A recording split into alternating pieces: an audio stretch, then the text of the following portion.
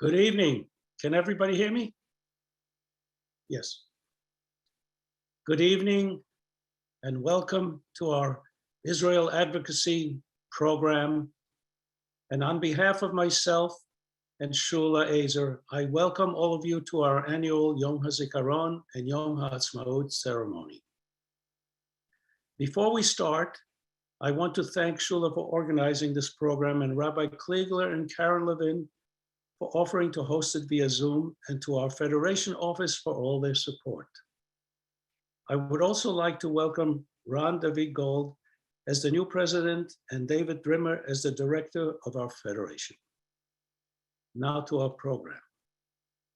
Today, we mourn and commemorate the fallen soldiers and civilians that have been murdered by the surrounding Arab enemy countries that swore to annihilate Israel and push the Jews into the sea from the moment the UN partition was voted on. The miraculous survival of Eretz Israel and various victories were not as a result of Israeli aggression, but out of self-defense and the necessity to survive. The operative words were Ein Brera. In Hebrew, that means there is no choice. We had no choice. We had to survive. And survive and prosper we did. And therefore it's Am Yisrael Hai V'Kayam. And thank you for joining us.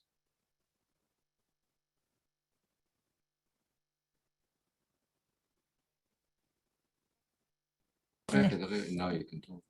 Just a minute. Good evening, everyone. Put it in the middle. I would like to invite, Ron David Gold, the board president of the Jewish Federation of Ulster County, to recite his score and to light the Yizkor candle with his wife, Carol Gold. He's muted. I think so.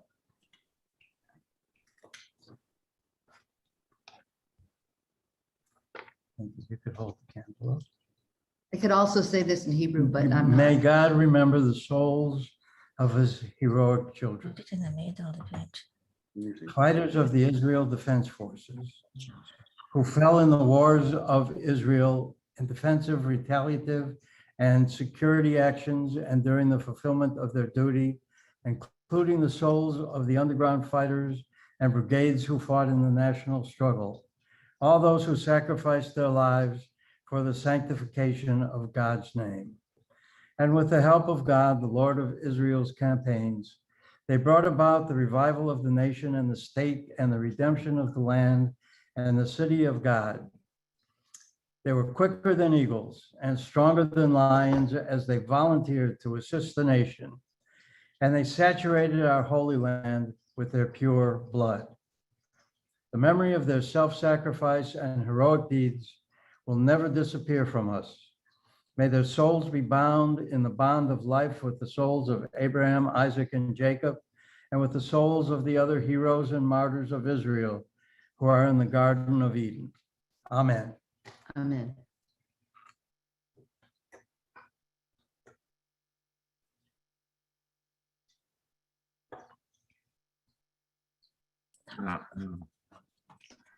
Sorry. אל מלא רחמים, in Hebrew and English will be recited by Howard Kwiecinski, the co-president of Congregation Agudas Achim, followed by the Kaddish.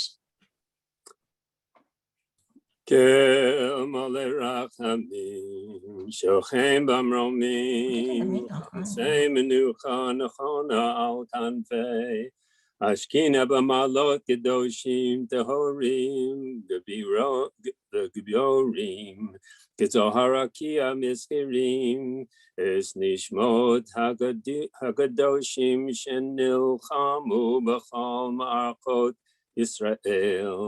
במחתרה ובצבא הגנה לישראל, שנפלו במלחמתם, ומסרו נפשם על קדושת השם, העם והארץ בעבור שאנו מתפללים לעילוי נשמותיהם, בגן עדן תהא מנוחתם, לכן בעל הרחמים, יסתרם בצאתן כנפיו לעולמים, ביצרו החיים לנשמותיהם, אדוני הוא נחלתם, וינוחו בשלום על משכבותיהם, ותעמוד לכל ישראל זכותם, ועמדו לגורלם, לחץ הימים, ונאמר אמן. O God, full of compassion, who dwells on high, grant proper rest on the wings of the Shekhinah in the exalted spheres of the holy, pure and heroic ones, who shine like the glow of the firmament, for the souls of the holy martyrs who are embattled on all the battlefields of Israel, in the underground and in the Israel Defense Force, and who fell in their wars and gave their lives for the sanctification of your name, the people and the land. Because without making a vow, we will contribute to charity in remembrance of their souls. May their resting place be in the Garden of Eden. Therefore, may the All-Merciful One shelter them with the cover of his wings forever, and may he bind their souls in the bond of life. The Lord is their heritage, and may they repose in peace on their resting places. May their merit stand on behalf of all Israel, and may they arise for their portion at the end of days, and let us say, Amen. Yitkadal v'yiskadash shemei Rabbah, Yom HaDivra Kriyosei v'Yom Lich Machosei v'chayechona v'yamechona v'chayi d'chol Beis Yisrael v'agala v'zman kari v'imru Amen. Yehei shmei Rabbah mevarach v'yolam al omei omaya. Yisbarach v'yishtabach v'yispa'ar v'yisramah v'yisnasei. V'yishadar v'yishalev v'yishalal shmei d'kudisha b'richo. Leila min kal brachasa v'shirasa tushbachasa v'nechamasa dambiram b'yoma v'imru Amen.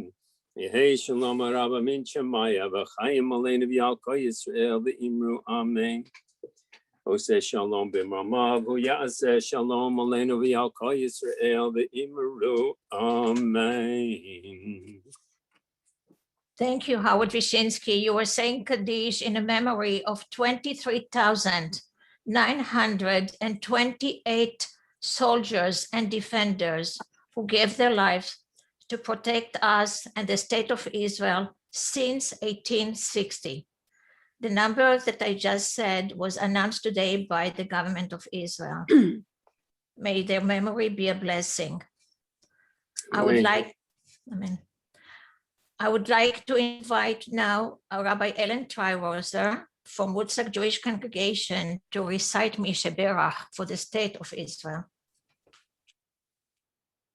Rock and champion of Israel, please bless the state of Israel.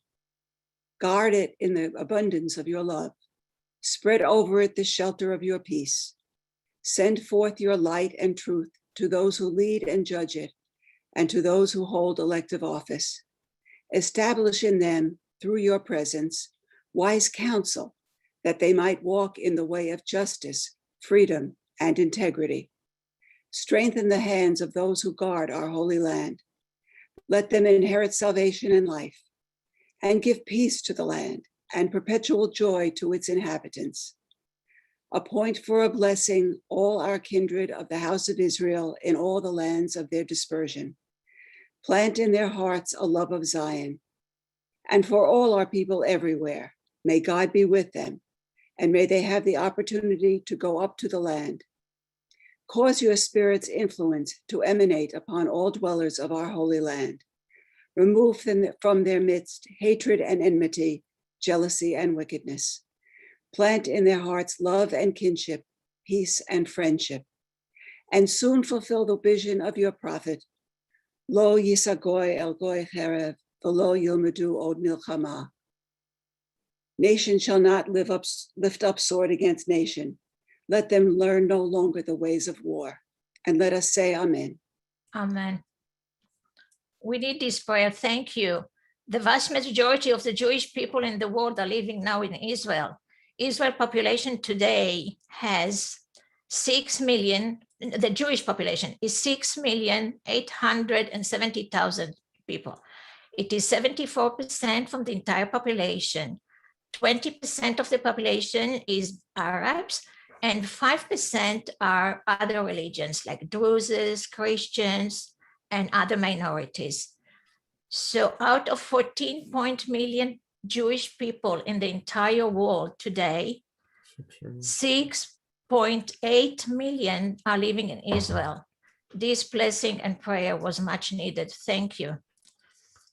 I would like to continue and to invite Dr. Joseph Cohen from Congregation Emmanuel of the Hudson Valley to recite Misheberach for the Israeli defenders. May God, who blesses our ancestors, Abraham, Isaac, and Jacob, Sarah, Rebecca, Rachel, and Leah, bless the soldiers of Israel's defense forces who stand in defense of our land and the cities of our God, from the borders of Lebanon to the desert of Egypt, from the Great Sea to the Arava wilderness, on the ground, in the air, and on the seas. May God make us victorious over our enemies who rise up against us. May the Holy One protect and save our soldiers from every danger and distress and illness, and may God send blessings and success to all they do. May God defeat our enemies and crown our forces with salvation and victory. Through them, may this verse be fulfilled. For it is Adonai, your God, who marches with you to do battle for you against your enemy, to bring you victory. And let us say amen. Amen. Thank you. Thank you. So another piece of information, I want to say that even with the year of COVID, 20,000 Jews made Aliyah to Israel.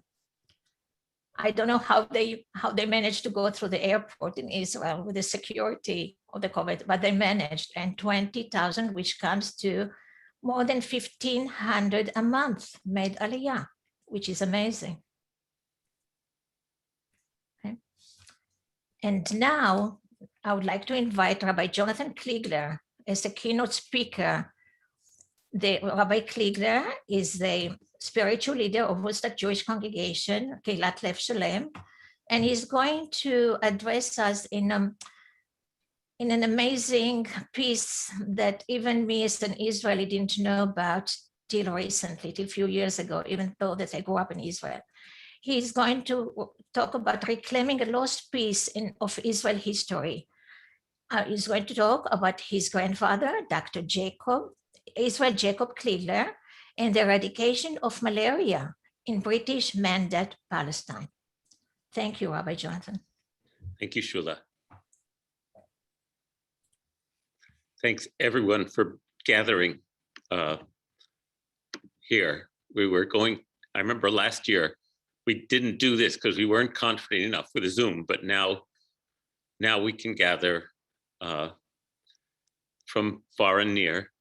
And I was actually in a class today with my friend and teacher, Malila Helena Eshed from Jerusalem.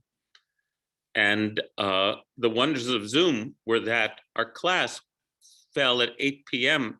Israel time when the siren blew in Israel for Yom HaZikaron, to remember the soldiers.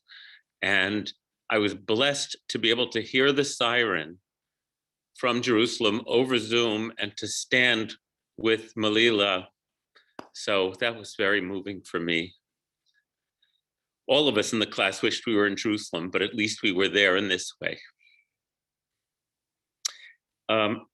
It's the 73rd anniversary of Israel's Declaration of Independence tomorrow. And I want to share with you both from a text, I'm going to share from a text I wrote, but I'm going to leave the text sometimes to add some things. And then after I read, I'm going to share some photos and images with you rather than try to do it at the same time. That was more than I could manage. So first I'll share the story, then I'll share some illustrations that amplify the story nicely. And then there'll be an opportunity for questions and comments as well, okay? So I want to share with you a mostly forgotten yet critical story about the eradication of malaria in the decades leading up to the founding of the state. I share it with a very personal motive, for this is the story about the work of my grandfather, Dr. Israel Jacob Kligler of blessed memory. There's another good reason to share this story this year, though, in the midst of our pandemic, because Israel Jacob Kligler was a pioneer of public health and successfully, as you will hear, got the buy-in of the entire disparate population of British Mandate Palestine in order to jointly and collectively succeed in this mission. So my grandfather's accomplishments can remind us of what's possible during our own moment of epidemic disease. Until recently, I only knew the vague outlines of my grandfather's career. He passed away in 1944. I never met him. And in fact, his work and contributions to the building of the Jewish state have been mostly forgotten. But thanks to the determined efforts of retired Israeli scientist Zalman Greenberg, who was the director of the Health Ministry's Public Health Laboratory in Jerusalem, and a colleague, the retired London lawyer Anton Alexander, Israel Jacob Kligler's life and work have been restored to public view. I and my family are deeply indebted to both of these men. Here, my account of this fascinating piece of Zionist history will necessarily be very condensed. But if you want to learn more, they have put up a Wikipedia page, and they've also created a website, eradicationofmalaria.com, which I can type into the chat later. Karen, it's eradication-of-malaria.com. Many of us grew up on the stories and heroic images of the early Zionist pioneers draining the swamps of the land of Israel in order to reclaim fertile farmland. Indeed, this was heroic work, for malaria was so epidemic in Ottoman and then British Palestine that a vast percentage of the population either died from malarial infection or was chronically debilitated. For example, between 1882 and 1914, approximately 75,000 idealistic young Eastern European Jews moved to Palestine. By 1914, half of them had either died of malaria or returned to Europe, unable to cope with the severe pestilential conditions. In World War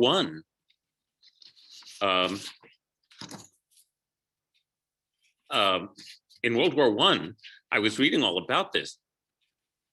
The challenge in the battle between the British and the Ottoman forces was whose troops would succumb to malaria sooner. The British forces knew they had about 10 days once they marched into Palestine before their regiment would be so debilitated that they couldn't fight anymore. 10 days. The Turkish forces, for instance, had a regiment up at Roshan Ikra on the Lebanese border, which they had to cycle in fresh troops constantly because the troops were becoming too sick and dying of malaria. It's hard to imagine. It's hard to imagine. Large portions of Palestine were barely habitable. The region had been mired in neglect and poverty for centuries. Fields that had once been well drained and irrigated in Roman and Byzantine times had long ago fallen into neglect, causing the creation of large swamplands in formerly fertile valleys. Those swamps provided ideal breeding conditions for the breed of mosquito that, when it bites and draws blood from a person, transmit the parasite that causes malaria. By the late 19th century, the local populations in these swampy areas and their surroundings had been so decimated that large areas of the land had become depopulated. When Mark Twain traveled to the Holy Land in 1867, he wrote, "A desolation is here that not even imagination can grace with the pomp of life and action. We never saw a human being on the whole route." Other European travelers during the ensuing decades made similar observations. Arab residents in Beit Shan, Beisan in Arabic, would say that only 1 out of 10 children would make it to adulthood because of this scourge. An early Zionist slogan was "a land with no people for a people with no land." On the one hand, it's clear that this statement was obviously untrue. There were Palestinian families in Jaffa, on their farms in Jerusalem. And this kind of statement resonated with a Eurocentric and colonialist disdain. It's a simple fact that many Arab people, Muslim, Christian, and others, lived in the region and rightly considered Palestine to be their home. However, it is also true that the vast majority of the land that the Zionist movement was able to purchase was nearly uninhabited because it was nearly uninhabitable. And unless malaria could be brought under control in these areas that were available to the Jews, the Zionist experiment would probably fail. So I want to describe this again to you. The Jewish Agency, the Jewish National Fund, constantly schnorring all over the world for funds so that they could purchase property in Israel that the Zionist immigrants could settle there. The problem was that the only land that they could purchase was land that was malarial and swampy in most cases. And so that's what they bought. And in order for the Zionist experiment to succeed, malaria had to be brought under control. That's where my grandfather's work enters the picture. Israel Jacob Kligler was born in 1888 in a small town in Galicia, which would now be located in Western Ukraine. He immigrated to New York with his family in 1901.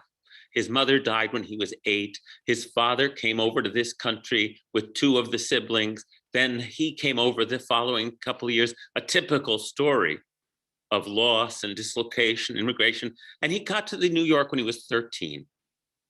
He was a brilliant student, and he earned his Bachelor of Science from City College in 1911, 10 years later.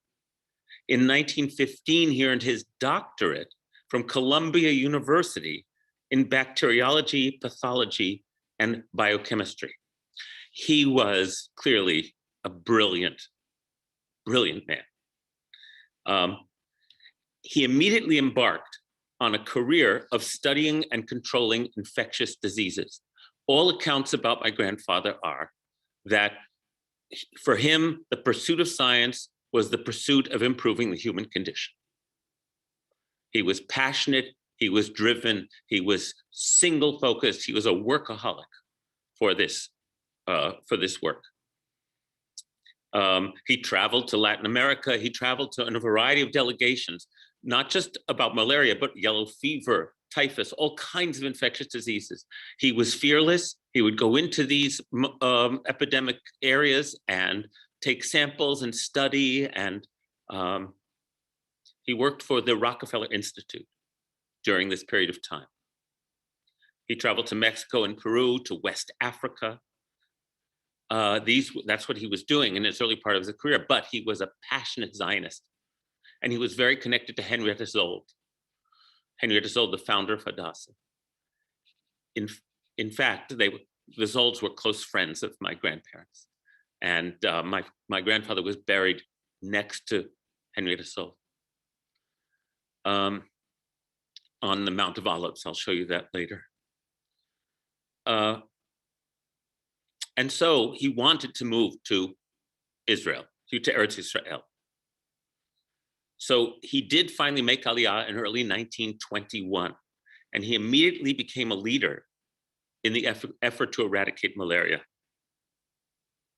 It was already known that mosquitoes bred in swamps, and that therefore swamps needed to be drained. But Kligler brought a profound commitment to scientific observation and study to his subjects. And he developed a comprehensive public health approach to malaria control that had never before been attempted. Kligler understood that in order to establish malaria-free zones, all water sources, not only swampland, would have to be regularly maintained. This included any standing water, for the mosquitoes could breed anywhere where stagnant water collected. The only way to accomplish this goal would be through a massive public health education campaign, so as to persuade the entire population that it was in their self-interest to continually maintain all of their water sources so that the mosquitoes would be unable to breed. But who was the public in British Mandate Palestine? It was a fairly random collection of villages and small towns and cities populated by Muslims, Bedouin, Christians, Druze, Circassians, Jews, and other ethnic and religious groups. There was no sense of a common society at that time, or a shared civic purpose. There was no powerful central government, and tensions and violence between the Arab and Jewish population were already growing. Certainly, Kligler could persuade the Jewish settlers on the necessity of this public health initiative, but the plan would fail unless he could persuade the entire population to cooperate. A daunting task, to say the least. As the head of the Malaria Research Unit, established by the Joint Distribution Committee, Kligler settled in Haifa and embarked on his task. He had pamphlets published in all of the local languages and created a team who fanned out to every village to teach them how to eliminate mosquito breeding grounds. Kligler tirelessly crisscrossed the country.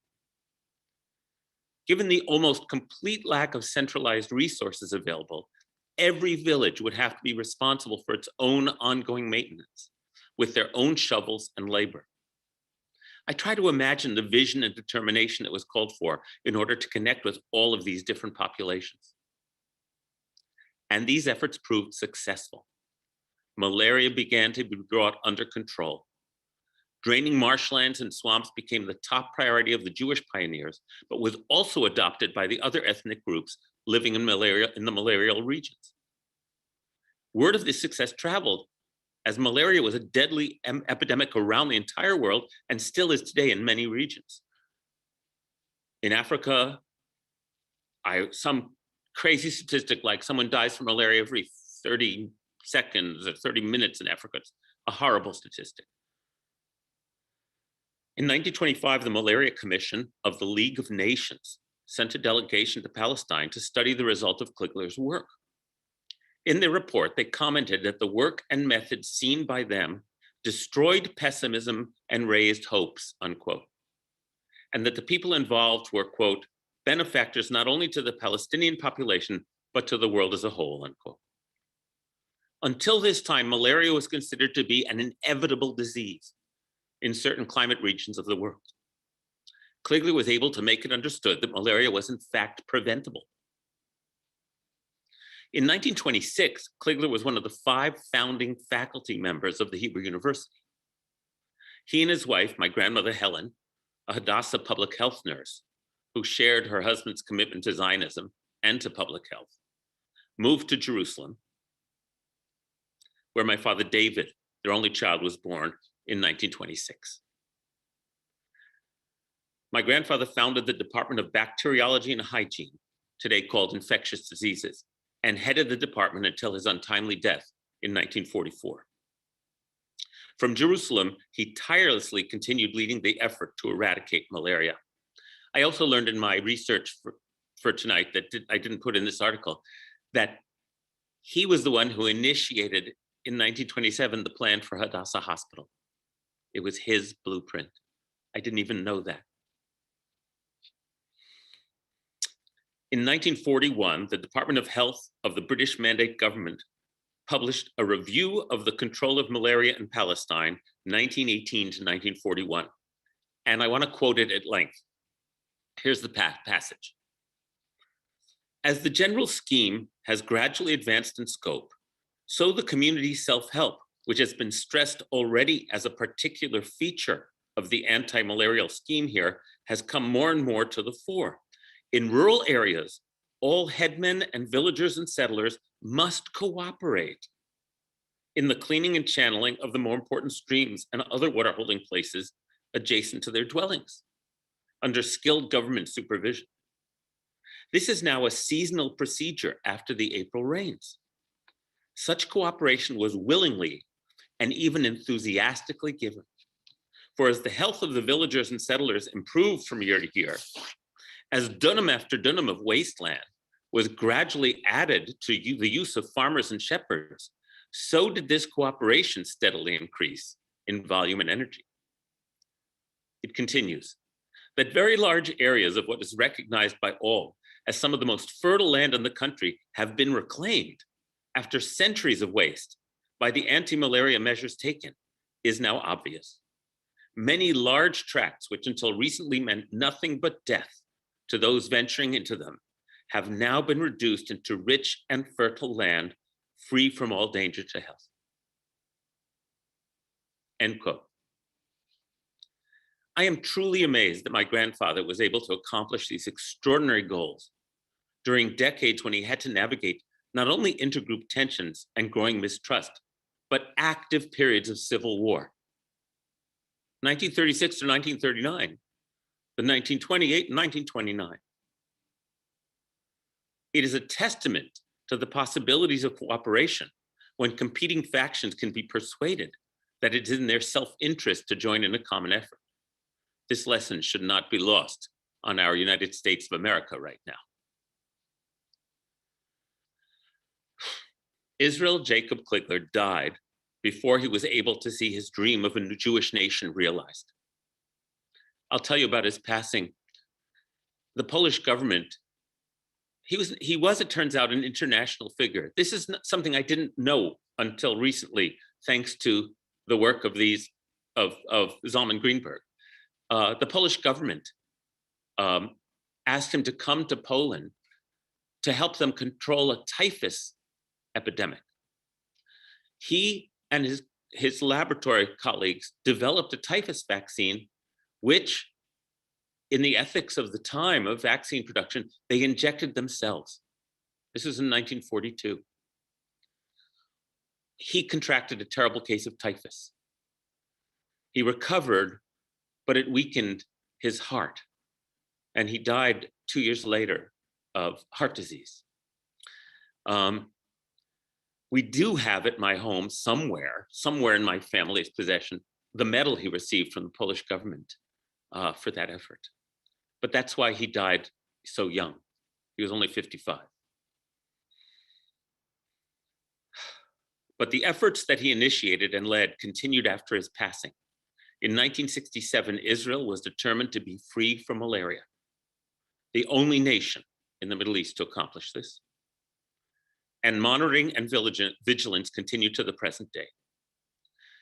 I think it might be fair to say that without my grandfather's vision and unique contributions, the Zionist experiment might not have come to fruition, and we would not be celebrating the anniversary of Israel's birth tomorrow.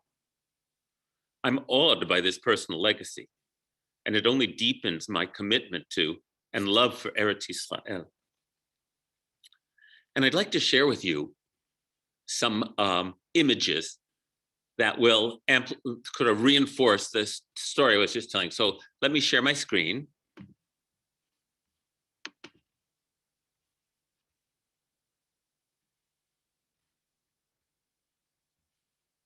I trust everyone can see that.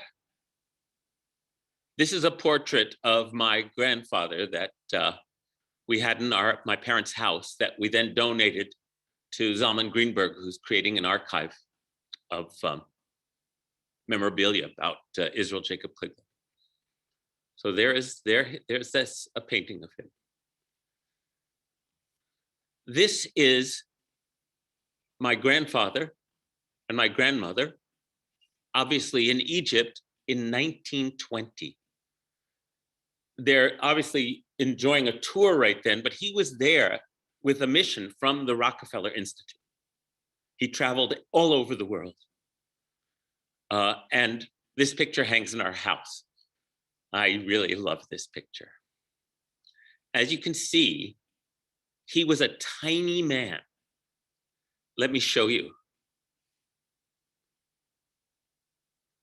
This is the League of Nations Malaria Commission in 1925. Here, I'll make it a little bigger. And they are in Israel, in Palestine, in British-managed Palestine. This is my grandfather.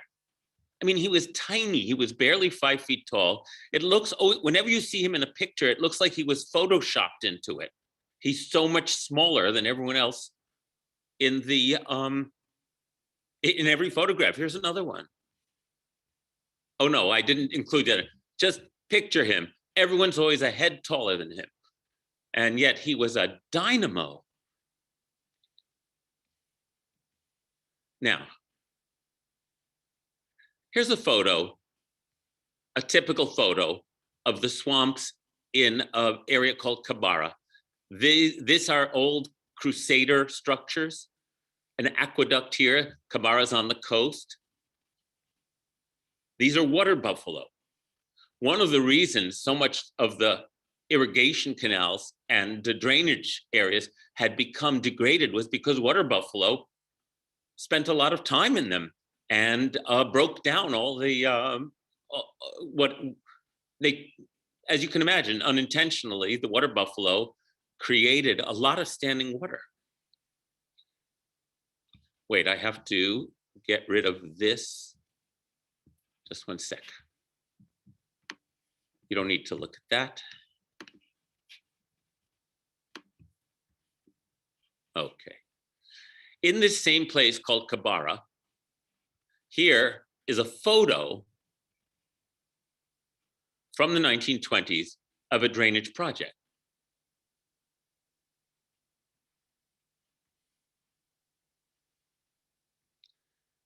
Here are some more photos of water buffalo, which I just really liked. This is the Hula Lake. As you can see, it's a lake that was only 2 or 3 feet deep at most. It was a giant marshy area, a giant wetland, and an intense breeding ground for mosquitoes. My grandfather, in 1927, created his field lab in Rosh Pinah, near Hula, and that was that's where they did most of their field work from.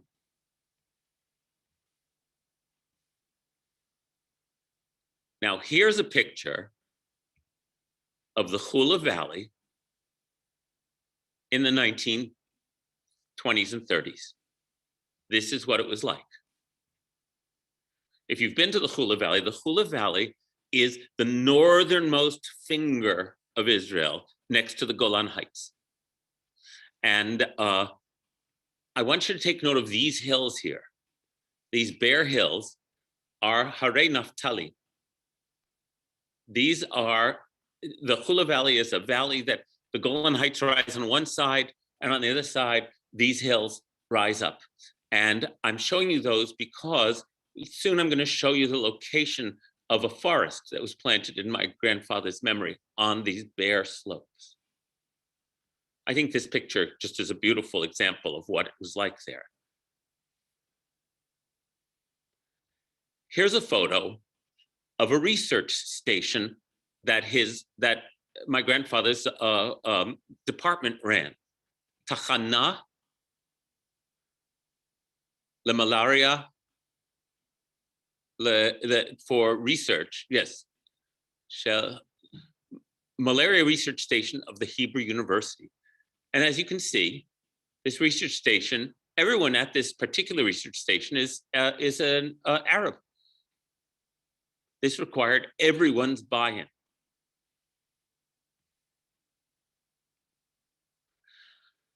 This is land near Ein HaShofet in around sometime before 1950. It's the Jezreel Valley. The Jezreel Valley, which I'll show you on a map in a minute if you don't know where it is the richest farmland in Israel. This is what it looked like. It is now, all the hilltops are covered with villages, both Jewish and Arab villages, and all the land is now fertile farmland. And look how barren it is. It's hard to remember when you go to Israel today. Okay, now I love maps. And I want to show you something that I found, that I learned from my studies, thanks again to Zalman Greenberg and Anton Alexander. This is the map put out by the British government of the most malarial areas in British Mandate Palestine in the early part of the 20th century. The blue is where malaria was epidemic. The coastal plain, as you can see, Tel Aviv and Jaffa, and all up and down the coast. Around Haifa, the Jezreel Valley, down to the Beit Shan Valley and the Jordan Valley, and up the Jordan Valley to the Sea of Galilee, and north to the Hula. Do you see? I want you to get an image of this shape, sort of think of a kind of a Zorro Z, zoop, zoop, zoop, okay? Those are the fertile valleys that had become uninhabitable due to malaria infestation. Those are also the areas that the Jewish Agency was able to purchase, okay? These are where the Zionist movement was able to establish settlements during the pre-state period. Do you see coastal plain around Haifa, Jezreel Valley, they didn't go down the Jordan Valley, but they went up the Jordan Valley to the Kinneret and into the Hula swamps. Okay, so where the Yishuv settled, and this was a mind-blowing revelation to me, where the Yishuv settled was precisely where the malaria was worst and where they were able to purchase land. And then when you look at the UN partition plan from 1947, well, what do you know? The areas that the Yishuv, that the Zionist movement had been able to purchase and reclaim, were the areas that were populated more heavily with Jewish settlers. And so the partition plan reflects exactly, almost exactly, where malaria was worst in Israel. And so when I looked at those maps, I realized that if my grandfathers and many others, but he led the effort, had not been successful, there was no chance for the success of the Yishuv. It's a rather remarkable story. I want to show you this map.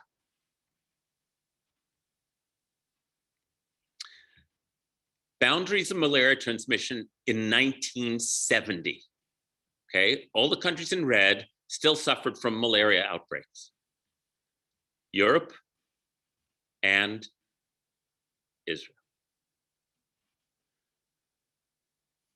Israel shown as the only country in the Middle East that had eliminated malaria and achieved it without reliance on mosquito bed nets, without reliance on drugs and vaccines. Also, DDT was invented shortly after my grandfather's passing. And I think this may be one of the reasons why he is not well remembered, because other countries were beginning to follow his protocol that he had pioneered in Israel. And then DDT came along and you could just spray it until, of course, it became clear that it was an environmental catastrophe when Rachel Carson wrote Silent Spring in the early 1960s. But I think this intense public health kind of measure, everyone said, oh, well, we have DDT. And I think his methods were never reproduced because of that. Now I'm going to show you this photograph. This is in Jerusalem in the early 1930s. This is my father, and this is my grandfather, and it's somebody's birthday. I don't know much about this picture, but I love it. It was actually sent to me by Eliezer Kalai, because this is Eliezer's mother. And Eliezer and I were friends who discovered after we became friends, he lives outside of Jerusalem, that our parents, his mother and my dad, were playmates. And we have many pictures of the two of them. It's been a beautiful thing for Eliezer to find these pictures that I never knew existed. So there's my grandfather and my dad. Now, in 1968, right after the Six-Day War, my parents, who'd been saving for years, took myself, I'm 12, my older brother Danny, my younger brother Ben, my mom and dad of blessed memory, took us to Israel for 5 whole weeks. It was an unforgettable trip, 1968. And Karen Kayemet L'Israel, the Jewish National Fund, took us. Do you remember those slopes that I showed you of the Hula Valley? This is on those slopes. And they were dedicating a forest, a grove, a chorsha, in my grandfather's memory, and we planted trees. I cherish this picture. I go back to this spot whenever I'm in the north of Israel, and I have a rental car because it's not easy to get to. And this is the monument. It's way off the beaten track. It's on a hiking trail.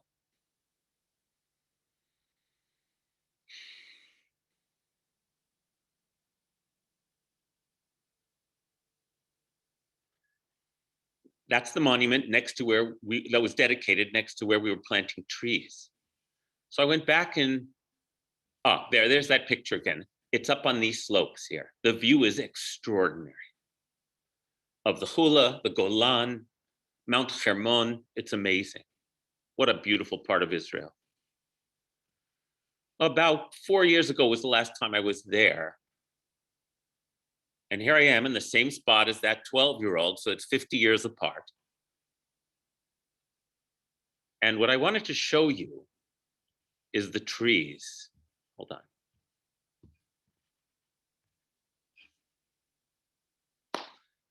That's the trees 50 years later. They're enormous. I'm very moved every time I go there. And this is not a hiking trail, it's sort of a 4-wheeler road that goes through there. I can't really drive a rental car on that, I have to hike in. So that's the same spot today. Now, one more picture. So my grandfather was buried on the Mount of Olives. This is the Mount of Olives Cemetery seen from the top with the view of Jerusalem, of course. And when Jordan captured the Mount of Olives in the War of Independence. They destroyed the cemetery. They put a road through it. They used the gravestones for paving stones. And when, in 1967, when Israel recaptured the Mount of Olives, the cemetery was in ruins, and a long process was set about to reclaim the cemetery. However, there were about 40 graves that there was no trace of. And so, instead, a monument was erected to the 40 or so names, which are all on this stone thing here, including my grandfather's, with the story of what happened and why there's no location for their graves. But the reason I'm showing you this long shot is that my dad died in 1979, as many of you might know, and we buried him in Israel. And as luck would have it, he is buried right under this olive tree, steps from his father's monument. So my other grandfather is also buried nearby, as is my mother now. And there's Jerusalem, of course. Hadassah put out a comic book that I had when I was a kid, but I don't have it anymore. But it was about Israel Jacob Kligler, the man who was almost single-handedly responsible for the elimination of malaria in the Holy Land, has since his death in 1944 been called the Jewish martyr of science.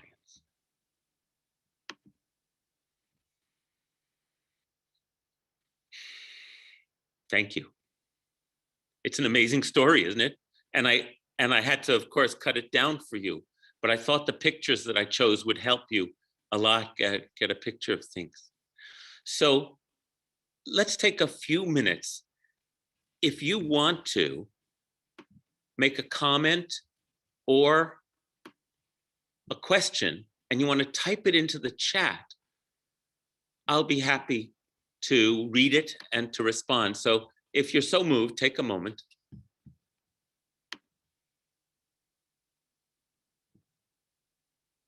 Pam Krimsky, what were the approximate inclusive dates of malaria there? What do you mean, Pam? Why don't you unmute? Karen, can you let Pam unmute herself and then she can explain?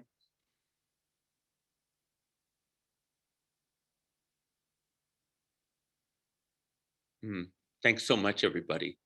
Pam, can you unmute yourself? Yes, I could. Thank you. So my question is, what are the approximate decades or centuries over which malaria was rampant over there, please? It was rampant for many centuries throughout the period of throughout the Ottoman period, for sure, and certainly in the Middle Ages. And so the idea, malaria was so rampant in the entire world, especially the equatorial and the subtropical parts of the world, that it was considered to be simply something you just lived with. And it was so debilitating and probably can be explained in the way that book Guns, Germs, and Steel explains a lot about human history based on parasites and diseases, can explain maybe one of the explanations why Europe was able to gain ascendancy where malaria was controlled in the 19th and then 20th centuries. So the idea that malaria can be controlled is a very, very modern idea. And my grandfather was one of the instrumental people in helping the world understand that it was a controllable disease.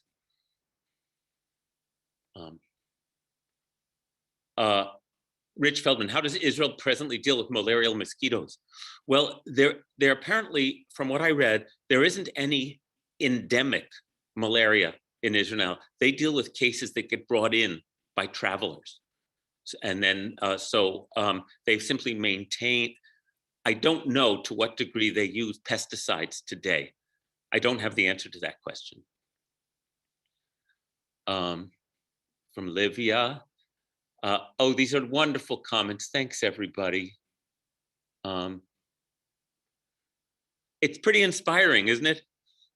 Israel, the fact of Israel, you know, we get all caught, I say this all the time, we get all caught up in the insanity of politics there, in the conflicts, in the fact that, you know, Israel's in the crosshairs of media around the world. And then we have to step back on these days and remember what an astonishing accomplishment of the human spirit and of the Jewish will it is. And all I want to do is be there right now. I can't wait till I can travel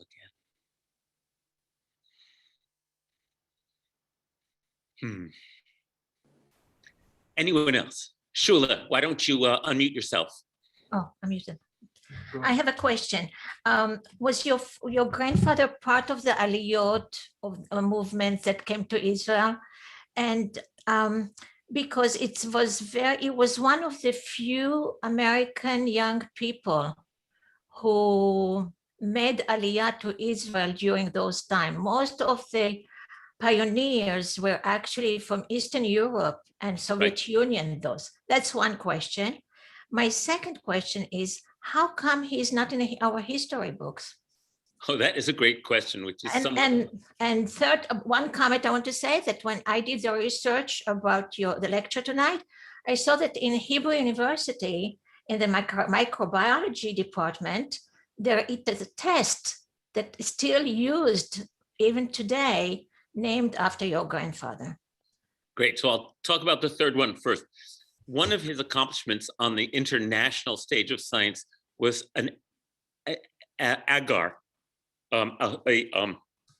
what you know, the solution you put in a petri dish so the bacteria can grow, and it's called the Kligler Agar, and it's still in use around the world apparently. Right.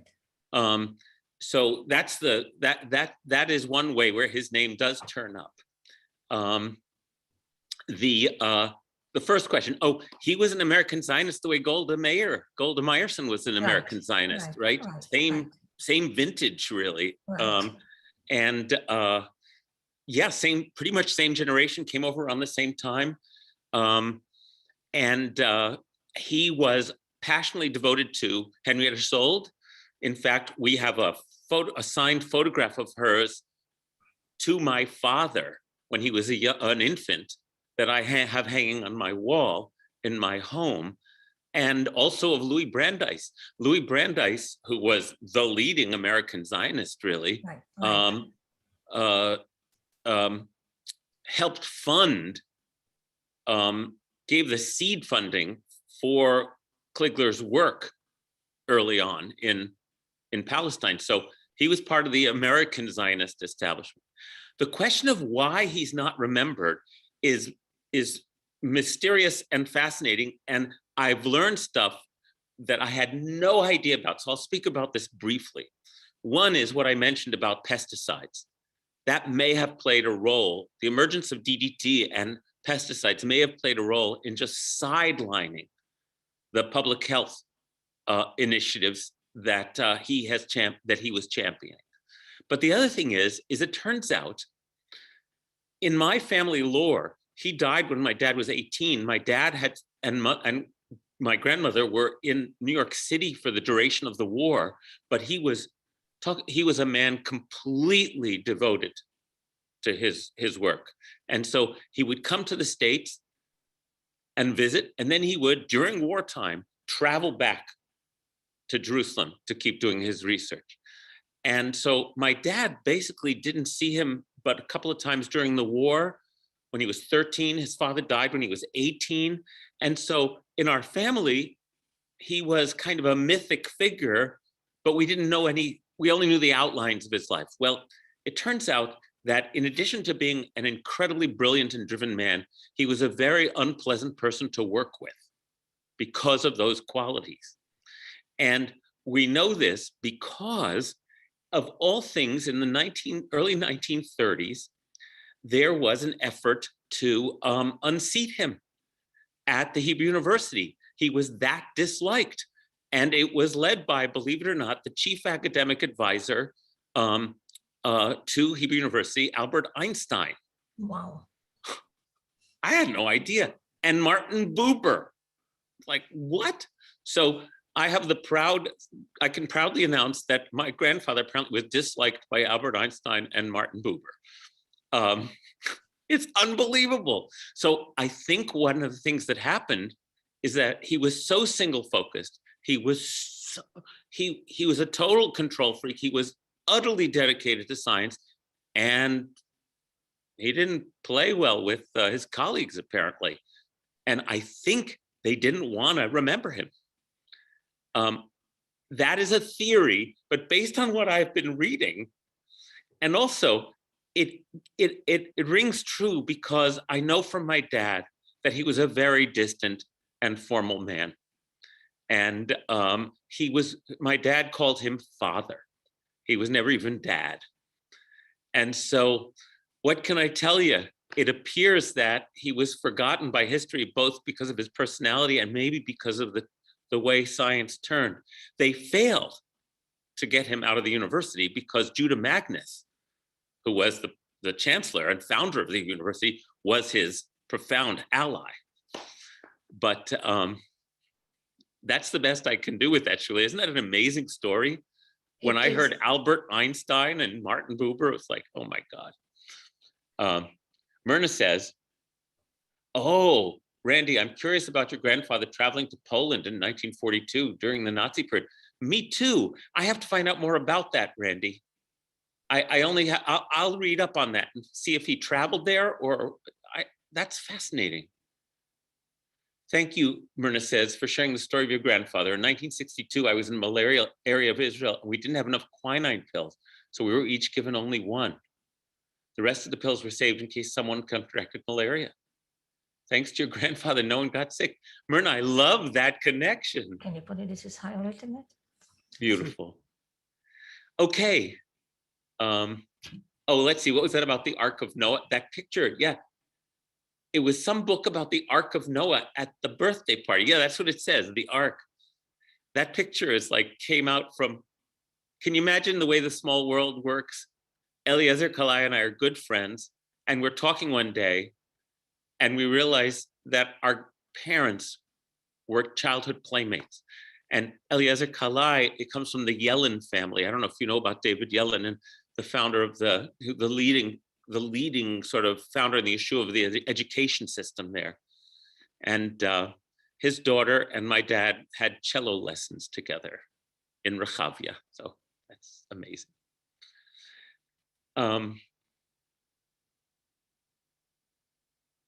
Yeah, quinine, yeah. Well, okay, thank you for letting me share that. I'm glad I can put that sort of personal story into the mix. It's been a revelation for me the last couple of years as I've become aware of this, of the extent of my grandfather's contributions.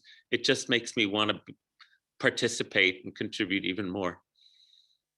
Thank you. Now you can talk.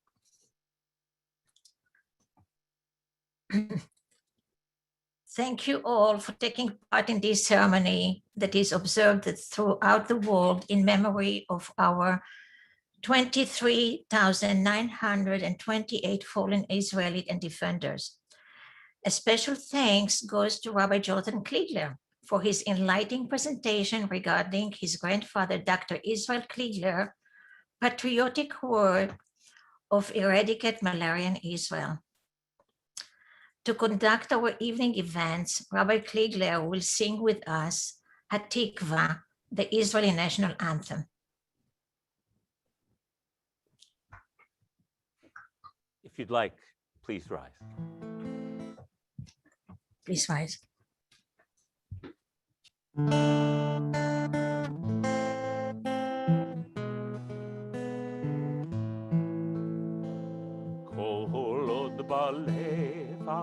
פנימה, נפש יהודי הומייה, ופאתי מזרח קדימה, עין לציון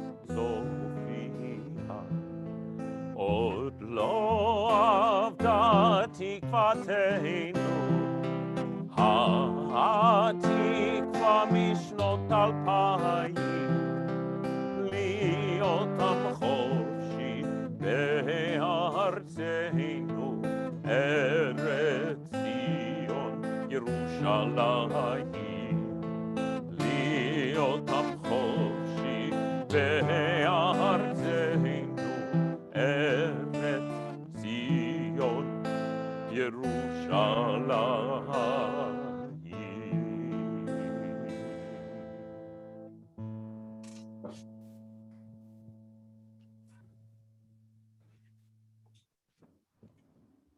Yeah, put me on.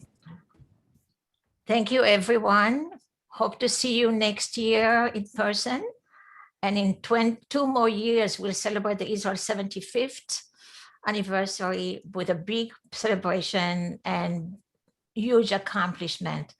I want to wish everybody happy and healthy Yom Haatzmaut and hope to see you next year in person. Am Yisrael Chai. Have a good night. Thank you, Shula.